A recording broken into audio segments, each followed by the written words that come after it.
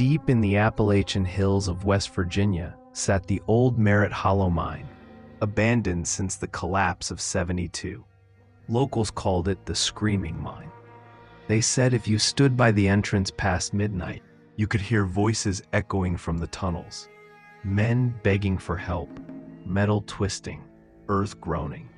Most brushed it off as superstition, but not Daniel Hurst. He was a freelance photographer who chased urban legends for clicks and cash. When a podcast mentioned the mine's legend, Daniel saw his next viral story. So on a foggy October evening, he packed his camera, recorder, and flashlight and drove up the winding mountain road, eager to capture the truth, or at least something that looked like it. The sun had already dipped below the ridgeline when Daniel parked his Jeep by the rusted "No Trespassing" sign. The forest around him felt unnaturally quiet. No crickets, no wind, just silence thick enough to make his ears ring. He slung his gear bag over his shoulder and followed the overgrown trail. The mine entrance appeared suddenly from the dark, a gaping black mouth framed by crumbling timbers and rusted rail tracks disappearing into shadow. His flashlight beam trembled across the ground, catching bits of old tools, a torn glove, and something that looked suspiciously like dry blood on a rock. "Great," he muttered, forcing a laugh into the still air. Perfect horror movie set. Inside, the air was cold and wet. The walls dripped with mineral water that glittered under his light. Every sound, his footsteps, the shuffle of loose gravel, echoed like whispers. He started recording. It's 9:47 p.m. I'm about 50 feet into Merritt Hollow Mine. Locals say it's haunted. We'll see if they're right. His voice sounded small against the darkness. As he moved deeper, the tunnels split in different directions like veins. A metal sign hung crookedly on the wall. Shaft 3, do not enter. Naturally, Daniel chose that one. The air grew heavier, colder. His breath came out in clouds.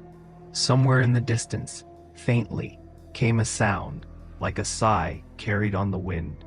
Except there was no wind. He froze, listening. The sound came again, soft, drawn out, almost human. He raised the recorder. I think I'm hearing something. Sounds like a voice? The deeper he went, the more the air seemed to press on him. His flashlight flickered, the beam sputtering against the damp walls. He smacked it, and for a split second the light flared bright, illuminating old mining helmets scattered on the ground. Some still had names scratched into them. He bent down to look closer. T. Harris, L. Rourke. The names matched the men who died in the collapse, he remembered reading. Suddenly, from the darkness ahead, came a low, distant wail. Long, mournful, rising like metal grinding on stone. Daniel's heart pounded. Okay, that's new, he whispered into the mic. The sound grew louder, echoing through the tunnels. A mix of wind, groaning rock, and something that sounded horribly like screaming. He aimed his camera down the shaft, but all it caught was swirling dust. If this is a prank, he said, trying to steady his voice, you're doing a damn good job. Then, clink, something fell behind him.